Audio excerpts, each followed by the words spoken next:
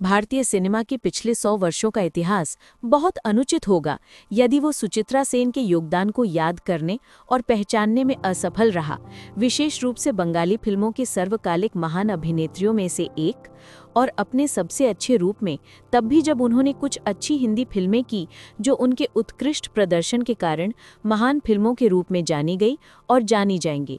सुचित्रा सेन एक ऐसी ज्योति हैं जो 50 वर्षों से भी अधिक समय से जगमगा रही हैं, भले ही वो सुर्खियों को छोड़कर फिल्मों और फिल्मों की दुनिया के सभी तामझाम से दूर रही हैं और एक वैरागी का जीवन जी रही हैं, अपनी खुद की भावनाओं से निर्मित एक दुनिया जिसे केवल वो ही समझ सकती है और वो दूसरों को कभी समझने नहीं देगी। वो महिला जो कभी जादू थी अब एक रहस्य महिला है और पहले से ही एक मिथक के रूप में जानी जाती है। हालांकि वो एक ऐसे मुकाम पर पहुंची जब उसने उत्तम कुमार के साथ काम किया जो एक और दिग्गज थी, और उनके साथ बंगाली सिनेमा के कुछ सर्वकालिक महान क्लासिक्स में काम किया। उनके द्वारा अमर की गई अन्य फिल्मों की संख्या लीजन है। वो पहली बंगाली अभिनेत्री हैं जिन्हें अंतर्राष्ट्रीय फिल्म समारोह 1963 के मॉस्को फिल्म समारोह में 7 पाक के बांघा के लिए सर्वश्रेष्ठ अभिनेत्री का पुरस्कार से सम्मानित किया गया।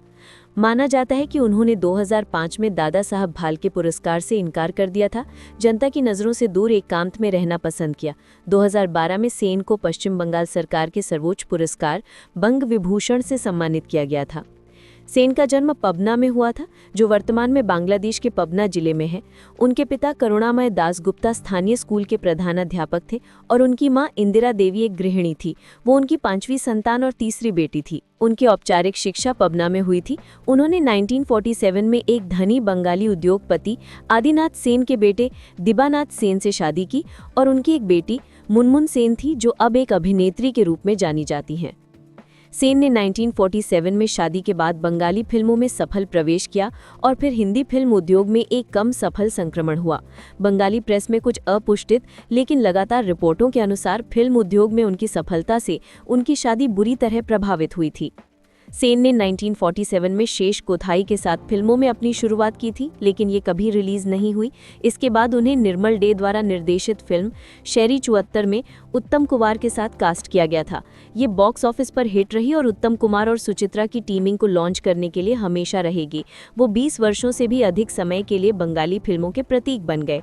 इनके कॉम्बिनेशन के जादू की तुलना दुनिया में कहीं भी बनने वाली फिल्मों की किसी भी टीम से नहीं की जा सकती।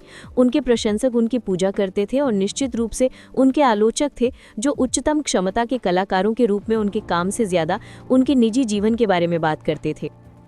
दोस्तों, आपको हमारी वीडियो कैसी लगी कमेंट करके बताएं। अगर आप हमारे चैनल पर नए हैं तो चैनल सब्सक्राइब करें और बेल आइकन दबाना ना भूलें। जल्द मिलते हैं किसी और वीडियो के साथ, तब तक के लिए आदाब, नमस्कार, खुदा हाफिज।